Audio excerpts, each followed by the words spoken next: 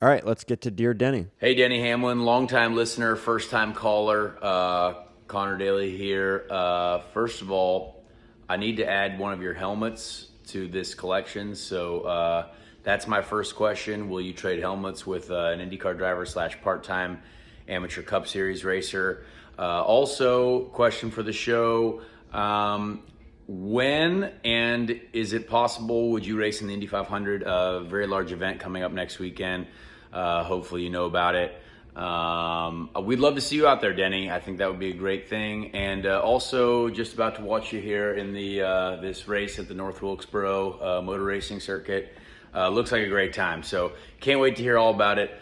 Please let me know all the answers to the questions that I just posed. Connor's my favorite. He's just my favorite guy.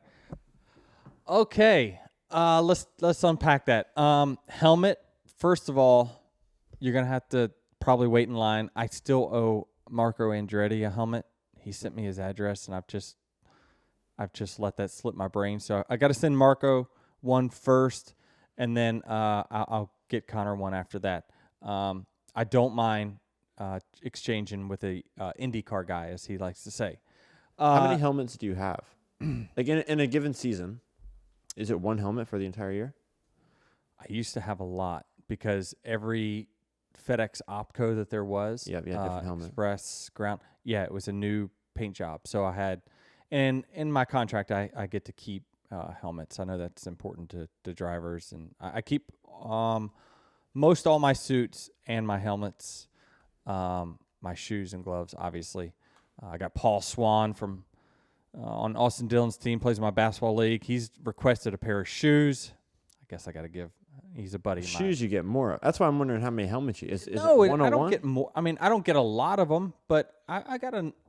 Don't give me that. Don't roll your eyes. You got enough shoes. It's difficult for me to get a lot of different. Like I want a lot of different colorways. I like my racing shoes, so I don't want to get off on a different path on that because it does take a long time to manufacture a new design. Now they can do different colorways pretty quick, but so I owe Paul Swan a pair of shoes. I owe a helmet to Marco, a helmet to Connor.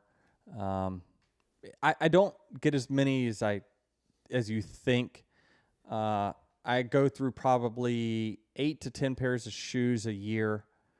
I'm gonna say I get probably 3 helmets a year that I get to keep, and probably, I don't know, 8 suits a year, something like that, somewhere in that range. So, yeah. So now let's address what I raced in that that event called Indy 500.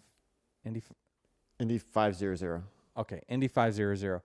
I think it's in Indiana. I probably wouldn't. I'm smart enough to appreciate the skill level of any professional in their profession. It doesn't matter whether you're a golfer or a basketball player or a race car driver. I respect that is what you grew up doing. I respect that you are an elite talent in that profession because you spent your whole life doing it, and you got to this level because you're very, very good. And I would probably go to Indy and look silly. So, again, I think the type of racing that they have at the Indy 500 fits kind of the drafting and strategy type racing where, what makes Indy 500 so exciting versus like the stock cars is that the draft is so big and they're able to hold their throttle down through the corners quite a bit more than us. Where if they would just slow our cars down at the Brickyard a little bit in the corners, the draft would be huge and you would see crazy exchanges and passes down the straightaway because our cars, I mean, literally, if you just went slightly softer tire, actually put a taller blade on the car, cut 50 to 100 horsepower out, don't go all the way to super speedway or whatever it might be, but just cut 6 to 8 miles an hour of corner speed out of our next gen cars at the Brickyard, the slingshot passes you would see down the straightaway would be crazy. But we're so grip limited in the corners that we lose so much time in the corners that it takes us the whole straightaway just to get get back to the person, and then we lose it all again. So it's like a yo-yo effect. But the Indy 500, I love watching it. I do. Connor, he kicks ass in that race. It's like and first of all, I just want to go to the Indy 500 to be a guest of his. So I'm requesting that from him because he's the mayor of Indy. We may or may not have hung out at a few bars at Indy, and the guy will have a statue outside of the Capitol one day. He's awesome, great dude. But I just don't have the urge to run the Indy 500 like Kyle Larson or Kyle Busch or anything those guys. I respect what they do, and I just the speed. I'm okay with the speed. I just think that it would take a lot of practice for me to get good at it, and I don't want to ever compete when I don't think that I can win. Okay. So now it's your turn. What questions do you have for Connor and the Speed Street guys? Oh, Speed Street guys, this is a big week for them. This is what, It's been a couple weeks. Yeah. I mean, they spend, it seems like a month out at that racetrack preparing for the Indy 500. But, I mean, this is their Daytona 500, right? There's no championship. It's the equivalent of the Daytona 500 as you can get, right? I don't know what viewers they get on TV, but I'm guessing it's probably equivalent to what our Daytona 500 is. It's the same kind of thing where it's just a big race in the middle of your season. It doesn't mean you win a championship, but you've won that event. And you could probably ask a lot of guys, would you rather win an Indy 500 or a championship? They ask Cup guys the same thing. Would you rather win a Daytona 500 or a championship? It's very, very close. So, if I have a question for him, it would be, when he was growing up, did he always want to be an Indy guy? Did he ever say that, have any interest in being a stock car guy? Did he race any local short tracks in a full body car? I know that he's got to run a few road course races, and Daytona 500 he ran this year. But did he ever think about his career path, and was it always Indy cars? And is it because of where he grew up or whatever it might be? But did he ever have a desire to take the path of, I want to be a stock car guy? Big week for the Speed Street guys with the Indianapolis 500 coming up. Check out their show. They're great. Connor Daly and Joey Molinaro. They're both hilarious, first of all. And then the guests they have on there are super interesting. They had, who's the American F1 guy now? Sargent? Yeah, he was on the show a few weeks ago, and that was a good listen. Yeah, I mean, they do a great job over at Speed Street, and encourage everyone to give their show a listen. Once you listen once, you're going to be listening every single week. But this is their week. Excited to hear what their perspective is. They've been on the racetrack now for a couple weeks. Does Connor like his chances for this week?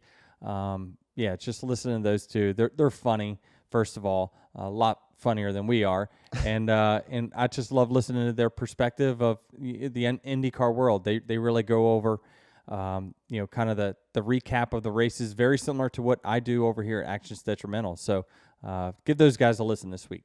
Yeah, so the Indy 500, that's on Sunday. We also have the Cook 600 on Sunday. 600 miles. You finally checked this one off your bucket list last year.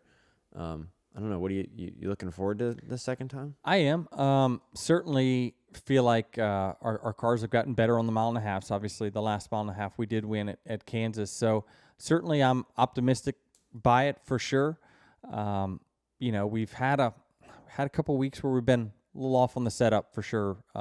Darlington, again, we had some damage there. We did bring that back. We talked about Darlington, why my car was so haywire. When I did hit the oil or whatever the 15 was leaking early in that race, we did bend quite a bit of parts in the front and the back in stage one. So to give listeners a recap of what happened to our Darlington day that was so out of character for us, we definitely had a bent up car. So I'm looking forward to it after a few weeks of just definitely not being white hot. We just kind of This cooled is off. the last week, so of your white hot prediction. Oh, I said through Charlotte, right? Yeah. Well, let's finish it off and get white hot and win this thing. I would love to. I mean, as a Coke family driver, I've been part of the Coke family now for 18 years. So the vending machine that they gave me, the vintage vending machine, gets used daily by my kids up in the media room. So I'm looking forward to it. I think our cars will be good. Obviously, the Hendrick guys are going to be tough to beat. Seems like Byron and Larson have been kind of the standard on the 1.5 miles and the speed that they bring week in, week out. So they'll be tough to beat. Those are the guys that we're going to key on to try to go out there and beat.